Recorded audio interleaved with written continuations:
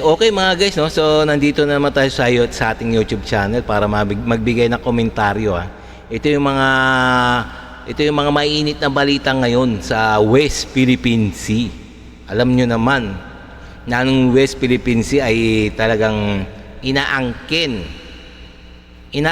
na mga sakang na mga incheck na to, mga buwisit.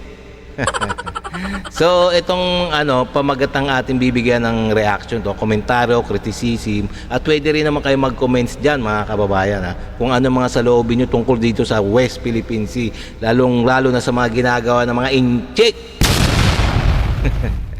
So itong pamagat to, nakakatakot daw ang ginawa ng Philippine Coast Guard na nakipaggitan sa fighter jet ng China. Wow, matindi Napakatapang na ng Philippine Coast Guard laban sa China. So itong bibigyan natin reaction to. So kung bago ka pa lang sa akin channel mga guys, mga kababayan, please like and subscribe na lang muna sa ating YouTube channel bago tayo mag-umpisa. Okay? And also please paki-subscribe din kay Melbs Castle. So sa kanya tong video na to na ating bibigyan ng mainit na reaction. Okay, umpisa na natin. Napakatapang ng Philippine Coast Guard. Hindi lang isang beses pumalag, kundi 3 beses lumaban sa China. Una, ang PLA Navy warship ng China na nag-radio challenge at nagbanta pa. Hindi nagpatinag dyan ang Philippine Coast Guard. Kaya naman nag-deploy ang Chinese Navy ng helicopter. Muling nag-warning ang China, pero muli ring nagmatigas ang aircraft ng Pilipinas. Hanggang sa napikon na ang mga Chinese at nagpadala na to ng fighter jet. Deadma pa rin dyan ang PCG aircraft at nagpatuloy sa pag-ikot sa Baho de Masinloc. Napakatapang nga ng ginawa ng PCG. Ang malaking bad news nga lang, Yun, tingnan nyo naman Ba't nga ba tumatapang na ngayon ang Philippine Coast Guard? Ayun ang tanong Napakatapang na nila, no? Tandaan nyo ba ang boyang ito? Hinatak na to o tinanggal kahapon ng Philippine Navy. Pero ngayong tanghali lang 3 boya ang na-monitor ulit ng PCG. Parang nang pipikon ang China Kumpirmado naman na wala na ang floating barrier na nakaharang sa bunganga ng lagoon. Sinira na yan o pinutol ng Philippine Navy. Pero yung parang pundasyon na nakita natin, nandoon pa din pala. So ang ibig sabihin kapag ng Philippine Navy na sinira nila ay baka yung... Teka, tignan nyo Yun, wala na talaga. Wala na mga aali-aligid na mga incheck sa Baho de Masinloc. Alam niyo ba kung bakit? Kasi nga nandyan yung presensya ng US Navy. Yan, hindi lang sinasabi dyan. Nandyan yan. Kaya nga, medyo, medyo bumabag yung buntot. Bumabag yung buntot ng mga incheck. Itong floating barrier lang at boya na inilagay ng China. Tungkol naman sa illegal structure, 2023 pa pala noong unang nakita yan, pero hindi napapansin. Base rin yan sa uploaded photos na ipinakita sa PCG. Nagtataka naman ng Philippine Coast Guard kung papaano nakapaglagay ang China ng panibagong boya. Wala naman ni isang barko ng China ang nasa loob o paligid ng Baho de Masinloc. Nasa labas silang lahat na exclusive economic zone ng Pilipinas. Malamang, baka sa gabi nilalagay yan at nagpapatay ang China ng identity. Yes! Alams na, no? Siyempre, maski common sense na lang Ba't nagkaroon ng boya dyan, no? Mayroong nagmagic. Siyempre, yung mga incheck ang naglagay niyan. Siyempre, sinasalisihan yung mga bantay ng Pilipinas dyan sa Baho de Masinloc. Sa Baho de Masinloc. Malay mo sa gabi, di ba? Sumbaga, salisigang yung mga incheck para makapagtayo ng infrastruktura diyan sa mga isla ng Pilipinas diyan sa Baho de Masinloc. Identification system para hindi ma-detect. on checking from the historical imagery of the satellites before, it confirmed no na itong debris na to has been there early as 2023. Well, very hard to tell no kung sino ang naglagay nito mga debris na to. We cannot tell no whether it's the Chinese or the US or the Philippines ang naglagay nito mga debris na to sa Baho de Masinloc. But one thing is Oh, siyempre wala nang iba, no? Sino pa ba maglalagay niya, no? Eh, siyempre nangaangkin. Nangaangkin ng disla dyan, yung mga incheck.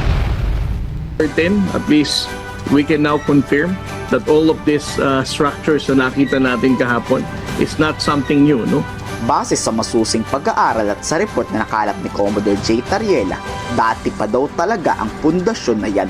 Nangangahulugan nga na baka sinaunang panahon pa nandyan yan. Talagang ngayon lang napansin. For so long a time na lumilipad tayo dito sa BDM, this is the only time na may nakita tayong ganito. Napakatapang nga ng Philippine Coast Guard para deadmahin ng fighter jet ng China. Pwede kasi silang pasabugin ito. Pero tanging radio challenge lang ang ginawa. Hindi din naman lumapit ang Chinese jet at nakadistansya pa din to sa PCG. Dahil siguro sa presensya ng Philippine Navy sa paligid ng Baho de Masinloc. Yes! Sabi ko na eh. Talagang meron talagang naaali-aligid dyan. Umaaligid si Uncle Sam. Kaya nga eh, di ba? Sabi ko eh. Talagang bumabag ang buntot ng mga incheck pag nandyan si Uncle Sam. Pero para kay Commodore J. Tariela, hindi dapat ginagawa ng China ang ganyang pananakot dahil hindi naman nila teritoryo ang Scarborough Shoal. Gayunpaman, matagumpay ang maritime patrol ng aircraft natin. Teka. Oo, sabi nga ni Commodore Tariela na dapat hindi ginagawa ng mga incheck yung mga ganyang mga gawaing mga paninindak, no? Paninindak o kaya pambubuli sa mga ating mga tropa dyan, no? Sa West Philippine Sea. Eh, anong magagawa naman natin? Alangan naman awayin natin yan. Is lalong malaking gulo, di ba? Important for us to continuously monitor itong activities ng Chinese government. Wala naman tayong intensyong masama. We are conducting our patrol in accordance to our sovereignty, and this airspace belongs to the Filipino people. Natatawa naman si PG spokesperson Tariela sa sinasabi ng China. Tayo daw o mga Pilipinong mangingisda ang sumisira sa Baho de Masinloc. Tayo nga ba talaga? O China ang illegal na nangingisda sa ating teritoryo? Porket pinayagan daw sila ng Administrasyong Duterte ang mangisda dyan, inaangkin na nila ng tuluyan. Very surprising that the Chinese Talaga itong mga incheck, no? Talagang walang naidudulot na gawaing mabuti. Walang maidudulot, talagang puro mga fake news ang ginagawa nila, no? Sa buong mundo na sila daw ang kawawa pa. Porket porket pinagbigyan sila ng mga nakaraang administrasyon ni dating Pangulong Duterte, no? Eh, kala naman incheck panghabang buhay na yon. Chinese government is claiming that they are protecting the marine environment. Dahil for so many years, we have monitored Chinese fishermen destroying the marine environment, harvesting giant clams, and even without hesitation, no? Ang panghuhuli ng pawikan at ng mga endangered species sa Baho de Masinloc. Patigasan ng labanan sa nangyayari dito. Ang nakakatakot lang baka PCG ang unang maputukan sa ginagawa nila. Kayo, nangangamba din ba kayo sa buhay ng PCG? Baka tirahin sila ng missile sa susunod. I-komento sa baba ang inyong salobin. Okay, no. So, para sa akin, no, hindi yan titira yung mga incheck na yan. Hindi nila patitirahin ng mga Philippine Coast Guard o kaya Philippine Navy, no. Alam niyo ba kung bakit? Mga urong ang bayag niyan, mga incheck na yan, no. Dapat kung gusto kung matapang talaga sila, bombahin nila yung mga ano diyan, yung mga ano diyan, tinatawag na mga tropa natin diyan, yung mga ingisda, yung mga BFAR, yung mga Philippine Coast, kabombahin nila yan para wala na silang kumbaga kakumpetensya diyan sa inaangkin nila, sa inaangkin nilang isla ng Pilipinas. Mauna silang pumutok. Palibasa kasi hanggang ngaw-ngaw lang yan talaga itong ma-incheck ngayon. Biset. Talaga kaya nga tumatapang na ang Philippine Coast Guard, no? So talagang patay o buhay na yata to. Okay, no? So hanggang dito na lang tayo mga kababayan, no? Mga kababayan. Ngayon, kung nagustuhan nyo yung mga ganitong mga reaction video, please bago tayo magtapos like and subscribe na lang muna sa ating YouTube channel na kasi ma-update pa kayo sa mga susunod kong video tungkol sa West Philippine Sea. Okay, no? Maraming salamat.